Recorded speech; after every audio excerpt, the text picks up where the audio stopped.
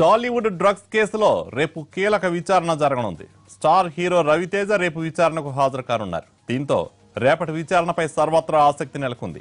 ఓ star hero ఈ కేసులో విచారణకు హాజరవుతుండటంతో అందరి దృష్టి ఈ విచారణపై పడింది. మాస్ మహారాజుగా భారీగా అభిమానులను సొంతం చేసుకున్న రవితేజను ఎంతసేపు విచారిస్తారో, ఎలాంటి ప్రశ్నలు అడుగుతారో అనే చర్చ ఇప్పుడు అందరిలో ఉంది. ముఖ్యంగా కెల్విన్తో రవితేజకు నేరుగా సంబంధాలు ఉన్నట్టు సిట్ అధికారులు అనుమానిస్తున్నారు. కెల్విన్ ఫోన్లో రవితేజ ఫోన్ నెంబర్ను ఇప్పటికే గుర్తించారు. కెల్విన్ను రవితేజకు జీషాన్ పరిచయం చేసినట్టు సిట్ అధికారులు గుర్తించారు. డ్రగ్స్ సప్లయర్ జీషాన్తో దాదాపు 6 ఏళ్ల నుంచి రవితేజకు సంబంధం ఉన్నట్టు పోలీసులు గుర్తించారు. ఇప్పటికే విచారణలో రవితేజకు డ్రగ్స్ సప్లై చేసినట్టు జీషాన్ అంగీకరించాడు కూడా.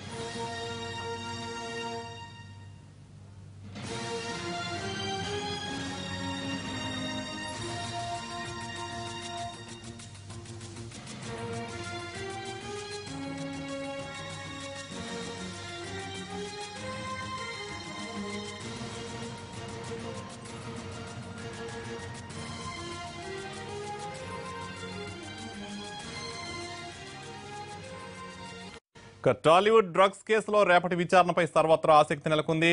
ఓ స్టార్ హీరో ఈ కేసులో విచారణకు హాజరవుతుండటంతో అందరి దృష్టి విచారణపై పడింది.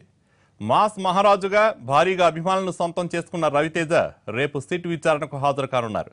దీనికి సంబంధించి పూర్తి వివరాలు మా ప్రతినిధులు శర్మ మరియు రాధాకృష్ణ ఉన్నారు. మొదటగా శర్మ, జీషానే స్వయంగా రవితేజకు డ్రగ్స్ సప్లై చేసినట్టు ఒప్పుకున్నాడని సిట్ అధికారులు ఆల్రెడీ చెప్పడం జరుగుతుంది. ఈ నేపథ్యంలో విచారణ ఎలా ఉండబోతుందంటారు? రవితేజ ఛాన్స్ వచ్చింది. రేపు రవితేజ ఇదే కార్యాలయానికి రావడం చూస్తూ ఉన్నాం.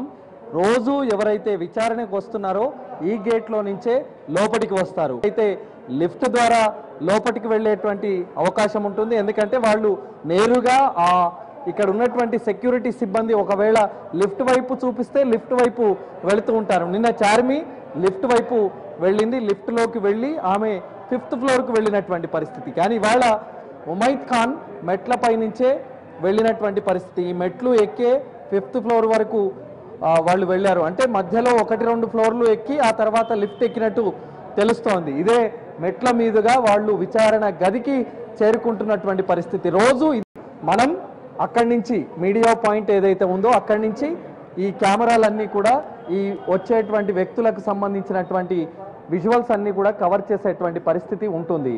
కానీ రేపు రవితేజ రాబోతున్నాడు. రవితేజకు సంబంధించినటువంటి చాలా కీలకమైనటువంటి విషయాలు వెలుగు చూసేటువంటి అవకాశం కనిపిస్తుంది. రవితేజ చాలా క్రేజ్ ఉన్నటువంటి హీరో. సినీ ఇండస్ట్రీ పూర్తిగా రేపు సిట్ కార్యాలయం వైపే చూస్తుంది. ఎందుకంటే ఇప్పటి వరకు 8 మందిని ఇవాళతో 8 మంది విచారణ ఎదుర్కొన్నారు. రేపు ఎదుర్కోబోయేటువంటి రవితేజ చాలా కీలకమైనటువంటి వ్యక్తి. ఇంతవరకు ఇన్నాళ్ళు కూడా సినిమా ఇండస్ట్రీ సినిమాలకు పరిమితమయ్యే రవితేజ, అతనికి వేరే అలవాట్లు ఏవైనా ఉండి ఉండొచ్చు కానీ డ్రగ్స్తో అలవాటు లేదు అని భావించాం. అతడు చాలా మంచోడు అనుకున్నాం. కానీ ఎప్పుడైతే సిట్ అధికారులు నోటీసులు ఇచ్చారో దాని ద్వారా రవితేజ కూడా డ్రగ్స్కి ఎడిక్ట్ అయ్యాడు. ఆ తీసుకున్నటువంటి డ్రగ్స్ను కూడా చాలామందికి ఇచ్చేవాడు అనేటువంటి విషయం ఇప్పుడు తెలుస్తున్నటువంటి పరిస్థితి ఉంది. మరి రేపు అందరూ కూడా ఇక్కడ చాలా ఆసక్తిగా ఈ కార్యాలయం వైపు చూసేటువంటి పరిస్థితి ఉంది. రేపు సిట్ అధికారులు వేయబోయేటువంటి ప్రశ్నలు ఏంటి? కెల్విన్తో అతనికి నేరుగా సంబంధాలు ఉన్నాయనేటువంటి విషయం ఒకటి బయటపడింది. అలాగే జీషాన్ అలీ ఎవరైతే సిట్కు పట్టుబడ్డటువంటి వ్యక్తి ఉన్నాడో అతడు విదేశాల ద్వారా తీసుకువచ్చి నేరుగా రవితేజకు ఆ డ్రగ్స్ను ఇచ్చినట్టుగా తెలుస్తోంది. మరి దీని ద్వారా పెద్ద ఎత్తున 10 గ్రాముల తీరులో అతడు డ్రగ్స్ను తీసుకొని తాను తీసుకోవడమే కాకుండా అలాగే చాలా మందికి సినిమా ఇండస్ట్రీకి సంబంధించినటువంటి వాళ్ళందరికీ కూడా ఇచ్చేవాడు అనేటువంటి విషయం తెలుస్తోంది. కాబట్టి రేపు ఇదే చాలా కీలకంగా సిట్ అధికారులు వేయబోయేటువంటి ప్రశ్నలు. ఒకటి, కెల్విన్తో అతనికి ఉన్నటువంటి సంబంధాలు ఏంటి, అలాగే డ్రగ్స్ ముఠాతో ఎన్ని రోజులుగా ఇతనికి పరిచయాలు ఉన్నాయి. అలాగే కెల్విన్ ముఠాతో వాట్సాప్ ద్వారా కానీ ఇతర మాధ్యమాల ద్వారా కానీ ఏ రకంగా అతడు సంభాషణ జరిపేవాడు అనేటువంటిది కూడా ఉంది. అది కూడా డ్రగ్స్ వ్యవహారంలో అతడు నెరిపినటువంటి కన్వర్జేషన్ ఏంటి అనేటువంటిది ఒకటి చూడాల్సి ఉంది. అలాగే జీషాన్ అలీ ద్వారా ఇతడు రెగ్యులర్గా డ్రగ్స్ తీసుకునేవాడు. ఆ తీసుకునేటువంటి డ్రగ్స్ కూడా గ్రాముల కొద్ది ఉండేది అనేటువంటి విషయం తెలుస్తోంది. మరి ఎన్ని రోజులుగా జీషాన్ అలీ నుంచి ఇతడు డ్రగ్స్ తీసుకునేవాడు, అలాగే కెల్విన్ ముఠాతో ఉన్నటువంటి సంబంధాలేంటి, ఇతర దేశాలకు వెళ్ళినటువంటి సందర్భంలో తనతో వచ్చేటువంటి సినిమాకు సంబంధించినటువంటి వ్యక్తులు ఎవరైతే ఉన్నారో వాళ్ళందరికీ కూడా అతడు సరఫరా చేసేవాడనేటువంటి విషయం కూడా బయటపడుతున్నటువంటి పరిస్థితి ఉంది. అనేటువంటి అంశాలే రేపు రవితేజ చాలా క్రేజ్ ఉన్నటువంటి హీరో వస్తున్న సందర్భంలో రేపు సిట్ కార్యాలయం వైపే అందరూ దృష్టి ఉండబోతోంది. ఇవాళ ముమైత్ ఖాన్ విచారణ కేవలం 10 గంటల నుంచి 4:30 వరకు మాత్రమే సాగింది. కానీ రేపు ఉదయం 10 గంటలకు రవితేజ సిట్ కార్యాలయానికి వచ్చిన తర్వాత ఎంత రాత్రి వరకు అతన్ని విచారిస్తారనేటువంటిది కూడా చాలా ఆసక్తికరంగా మారినటువంటి పరిస్థితి. ఎందుకంటే రవితేజనే ఇప్పుడు పూరి జగన్నాథ్ తర్వాత చాలా కీలకమైనటువంటి వ్యక్తి ఈ విచారణ ఎదుర్కోబోతున్నటువంటి వ్యక్తుల్లో. మరి అతడి నుంచి సేకరించేటువంటి సమాచారమే చాలా కీలకంగా మారనుంది. కెల్విన్ ఫోన్ లిస్ట్లో, కెల్విన్ కాల్ లిస్ట్లో కూడా రవితేజ ఫోన్ నెంబర్ ఉన్నట్టు తెలుస్తోంది. మరి రవితేజ కాల్ లిస్ట్లో కూడా కెల్విన్ నెంబర్ ఉంది. అలాగే ఇతడికి దగ్గరి సంబంధాలు కెల్విన్తో ఉన్నాయి. గతంలో పూరి జగన్నాథ్ కానీ ఇతర వ్యక్తులు కానీ ఏవైతే కెల్విన్తో సంబంధాలు ఉన్నాయనేటువంటి విషయంలో కానీ చాలా వేరే విషయం చెప్పారు. ఒక ఫంక్షన్, ఆడియో ఫంక్షన్ రిలీజ్కు సంబంధించి కెల్విన్ ఒక ఈవెంట్ మేనేజర్గా ఉన్నాడు. అతనితో మాత్రమే ఆ వ్యవహారంలో అతనితో కలిసాం, అతనితో ఫోటోలు దిగాం, అతనికి ఆ ఈవెంట్కి సంబంధించినటువంటి డబ్బులు అతని అకౌంట్లో వేశామని చెప్పారు.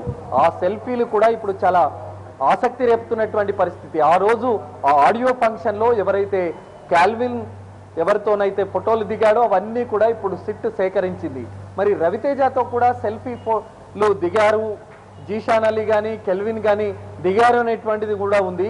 మరి అధికారికంగా ఇప్పటి వరకు ఆ విషయం మాత్రం బయటపడలేదు. కానీ కెల్విన్ ఫోటో ఏదైతే ఉందో, ఆ కెల్విన్ సెల్ఫీ ఏదైతే ఉందో అది రవితేజ మరి దిగినటువంటి ఆ ఫోటోలు కూడా రేపు చాలా కీలకం కాబోతున్నాయి. కాబట్టి మరి ఈ వ్యవహారంలో సిట్ అధికారులు ఇప్పటికే ఒక జాబితాను తయారు చేసుకున్నారు. రవితేజకు సంబంధించినటువంటి అంశానికి సంబంధించి ఏ ప్రశ్నలు అతనికి వేయాలి, అలాగే అతని నుంచి ఏ రకమైనటువంటి సమాధానాలు రాబట్టాలనేటువంటి జాబితాను, ఒక ప్రశ్నావళిని కూడా రెడీ చేసుకున్నట్టు తెలుస్తోంది. కానీ ఇవాళ రవితేజ రేపు హాజరయ్యేటువంటి సమాచారం అతనికి ముందే ఉంది. కాబట్టి కొంతమంది న్యాయ నిపుణులతో, ఒకరిద్దరు న్యాయ నిపుణులతో కూడా సంభాషించినట్టు తెలుస్తోంది. రేపు సిట్ అధికారులు వేయబోయేటువంటి ప్రశ్నలకు ఏ రకమైనటువంటి సమాధానాలు మరి రవితేజ ఇవ్వాలనే దానికి సంబంధించి కూడా అతడు ప్రిపేర్ అయినట్టు తెలుస్తోంది.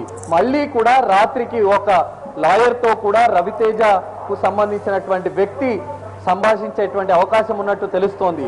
మరి ఎంత మేరకు ఆ లాయర్లు ఈ విచారణకు సంబంధించి విచారణకు సంబంధించినటువంటి అంశాల పైన ఏ రకంగా ఉంటుంది అనేటువంటిది చూడాల్సి ఉంది. మొత్తంగా సిట్ కార్యాలయం వైపే సినీ ఇండస్ట్రీ అంతా చూస్తోంది. చాలా క్రేజ్ ఉన్నటువంటి రవితేజ నువ్వు ఏ రకంగా సిట్ అధికారులు విచారిస్తారనేటువంటి అంశం ఇప్పుడు చాలా ఆసక్తికరంగా మారింది. మరిన్ని అప్డేట్స్కి సంబంధించి పక్కనే ఉన్నటువంటి రాధాకృష్ణ మరిన్ని వివరాలు అందిస్తారు.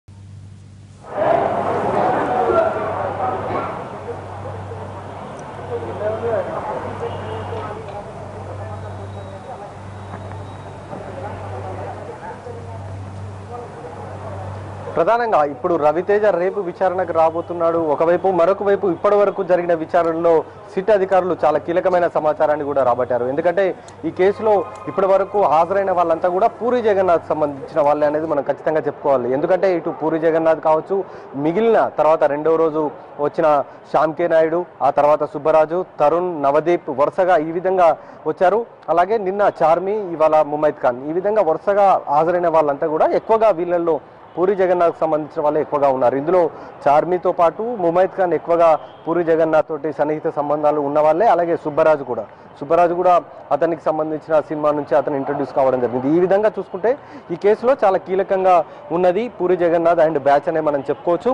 రేపు కూడా రవితేజ రాబోతున్నాడు కాబట్టి చాలా ఉత్కంఠత కూడా ఒకవైపు కొనసాగుతుంది. ఎందుకంటే ఎంతో రవితేజకు సంబంధించి కూడా ఎంతో అతను కింది స్థాయి నుండి అంటే క్యారెక్టర్ ఆర్టిస్ట్గా వచ్చి హీరో వరకు కూడా వచ్చాడు. అలాంటి వ్యక్తి ఇప్పుడు డ్రగ్స్ కేసులో విచారణ ఎదుర్కోబోతున్నాడు. మరొక వైపు కేసుకు సంబంధించిన ఇప్పటి వరకు 6 ఇవాళకి 8 మందికి సంబంధించిన విచారణ అయిపోతుంది. ఇందులో వీళ్ళందరికీ సంబంధించి చూసుకుంటే చాలా కీలకంగా ఉన్నది మాత్రం ఇందులో కెల్విన్ అలాగే జీషన్ అలీ. ఇతను జీషన్ అలీ అనే అతను మాసఫ్ ట్యాంక్ మెహదీపట్నం మాసఫ్ ట్యాంక్ టౌలిచౌక్కి సంబంధించిన వ్యక్తి. ఇతను చాలా నగరంలో పలు పబ్బుల్లో ఇతను కొకైన్ని ఎక్కువగా సరఫరా చేసేవాడు. ఇతనితోటి రవితేజకు సంబంధాలు ఉన్నాయనేది కూడా ఒకవైపు అతని కస్టడీలోకి తీసుకున్నప్పుడు చెప్పిన విచారణలో రవితేజ గురించి అతను చెప్పడం జరిగింది. అలాగే ఇప్పుడు ఈ ముమైత్ ఖాన్ కావచ్చు, చార్మి కావచ్చు, మిగిలిన వాళ్ళంతా కూడా విచారణలో పాల్గొన్న వాళ్ళంతా కూడా పబ్బుల్లో ఎక్కువగా వీకెండ్ సమయంలో వీళ్ళంతా పబ్లో గడిపేవారు. ఈ కొకైన్ ఎక్కువగా తీసుకున్నవారు అనేది కూడా కొంత సమాచారం కూడా సేకరించారు. అది కూడా ఒక రకమైన ఫ్లేవర్ని దానికి యాడ్ చేయడం, ఆ తర్వాత వాళ్ళు ఈ కొకైన్ని సేకరిస్తున్నట్లు కూడా అధికారులు గుర్తించడం జరిగింది.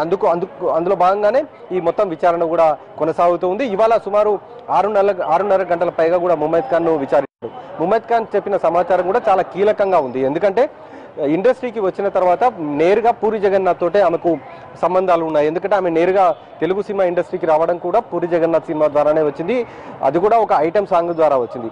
అలాంటి ముమైత్ ఖాన్ చాలా సినిమాల్లో ఐటమ్ సాంగ్లలోనే ఉంది. కానీ చిత్ర యూనిట్తో కలిసి ఈమె విదేశాలకు వెళ్ళేది. అంటే బ్యాంకాక్ కావచ్చు, ఇతర దేశాలకు కావచ్చు, ఆమె ఎక్కువగా వెళ్తూ ఉండేది. ఆ సమయంలోనే ఈ డ్రగ్స్ సరఫరా ఎక్కువగా సాగింది అనేది ప్రధానంగా అధికారుల వద్ద ఉన్న సమాచారం. ఆ సమాచారం మేరకు వీళ్ళు అధికారులు ఇవాళ విచారించడం జరిగింది. చార్మి నుండి కూడా కొంత విలువైన సమాచారం సేకరించారు. ఇక సుబ్బరాజ్ అయితే ఇండస్ట్రీకి సంబంధించిన వాళ్ళకి సంబంధించి చాలా సమాచారాన్ని అధికారులకు చెప్పడం జరిగింది. ఈ మొత్తం సమాచారం ఆధారంగా అంటే ఎప్పటికప్పుడు కూడా ఈ రోజు విచారించిన ముమైత్ ఖాన్కి సంబంధించిన విచారణ కూడా పూర్తయిన వెంటనే ఆ సంబంధిత కోర్టుకు వెంటనే వీళ్ళు హ్యాండ్ ఓవర్ చేస్తున్నారు. అంటే ఈరోజు ఏ విచారణ చేశామో విచారణకు వచ్చిన వాళ్ళు ఎలాంటి సమాచారం చెప్పారు, వాళ్ళు ఇచ్చిన కీలక సమాచారం ఏంటి, తర్వాత దర్యాప్తు ఏ విధంగా ఉండబోతుంది, ఈ మొత్తం సమాచారాన్ని కూడా సంబంధిత కోర్టులో ప్రొడ్యూస్ చేస్తున్నారు అధికారులు. ఈ రకంగా కేసులో ఎక్కడ కూడా తప్పుదోవ పట్టకుండా ఉండేలాగా, కేసును పక్కదారి పట్టించే విధంగా లేకుండా చాలా పకడ్బందీగా ప్లాన్ ప్రకారంగా కేసును విచారించడం జరుగుతుంది. ముమైత్ ఖాన్ను 6.5 గంటల పాటు విచారించిన అధికారులకు చాలా కీలక సమాచారం లభించింది. ఎందుకంటే ఈ కేసులో ఎక్కువగా ఇన్వాల్వ్ అయిన వ్యక్తి కెల్విన్ సినిమా ఇండస్ట్రీకి ఎక్కువగా ఇన్వాల్వ్ అయ్యాడు. అతని ద్వారానే ఈ మొత్తం వ్యవహారం అంతా వెలుగులోకి వచ్చింది. ఎప్పుడైతే కెల్విన్ని అరెస్ట్ చేశారో ఆ తర్వాత ఇండస్ట్రీకి సంబంధించిన వాళ్ళంతా కూడా ఒక్కసారిగా వెలుగులోకి రావడం జరిగింది. ముమైత్ ఖాన్ ఇచ్చిన సమాచారంలో కూడా వాట్సాప్ చాటింగ్ కావచ్చు, వాళ్ళు దిగిన సెల్ఫీలు కావచ్చు, అలాగే ఫోన్ సంభాషణలు కావచ్చు, వీటన్నిటిని కూడా ముమైత్ ఖాన్ ముందు ఉంచి వాటిని అన్నింటిని కూడా విచారించడం జరిగింది. అయితే ఆమెకు సంబంధించిన శాంపుల్స్ మాత్రం అధికారులు సేకరించలేదు. ఎందుకంటే నిన్న కోర్టు నుండి చార్మి ఆదేశాలు తీసుకొని రావడం జరిగింది. తన ఇష్టపూర్వకంగానే ఒకవేళ శాంపుల్స్ ఇస్తాను తప్ప తన నుండి బలవంతంగా తీసుకోవద్దు అని చెప్పి కూడా ఆమె చెప్పడం జరిగింది. ఆ కోర్టు కూడా అదే ఆదేశాలని జారీ చేయడం జరిగింది. కాబట్టి ఇప్పుడు ముమైత్ ఖాన్ విషయంలో కూడా అధికారులు అదే రకంగా వ్యవహరించారు. ఆమె నుండి మాత్రం ఎలాంటి శాంపుల్స్ సేకరించలేదు. ఒకవేళ దర్యాప్తులో గనక మళ్ళీ అవసరమైతే ఆమె నుండి ఖచ్చితంగా కోర్టు అనుమతి తీసుకునే వాళ్ళ నుండి శాంపిల్స్ సేకరించే అవకాశం కనబడుతుంది. దీంట్లో చార్మికి సంబంధించి కూడా అదే విధంగా తీసుకునే అవకాశం కనబడుతుంది. నవదీప్ కూడా విచారణలో పూర్తయిన తర్వాత అతను కూడా శాంపిల్స్ ఇవ్వడానికి పూర్తిగా నిరాకరించారు. ఈ మొత్తం దర్యాప్తును కూడా కేసు డైరీలో ఎప్పటికప్పుడు స్పష్టం చేయడము, తర్వాత కోర్టుకు వివరించడం అనేది జరుగుతుంది. ఒకవేళ అవసరమైతే కేసు ప్రాధాన్యత ఉంటే గనక వీళ్ళకి సంబంధించి ఎవరెవరైతే శాంపిల్స్ ఇవ్వలేదో వాళ్ళకి సంబంధించి ఖచ్చితంగా కోర్టు అనుమతి మేరకు శాంపిల్స్ తీసుకునే అవకాశం కనబడుతుంది. రేపు రవితేజ కూడా రాబోతున్నాడు కాబట్టి రేపు 10:30కు అతను ఖచ్చితంగా విచారణకు హాజరు కావాల్సి ఉంటుంది. అతని నుండి చాలా కీలక సమాచారం వస్తుందని అధికారులు అనుకుంటున్నారు. అలాగే జీషన్ అలీకి సంబంధించి ఎలాంటి సంబంధాలు ఉన్నాయి, కేవలం ఇతను ఒక్కరితోటే ఉన్నాయిగా, ఇంకా ఇండస్ట్రీలో ఇంకెంతమందితోటి లింకులు ఉన్నాయన్న కోణంలో కూడా విచారించబోతున్నారు.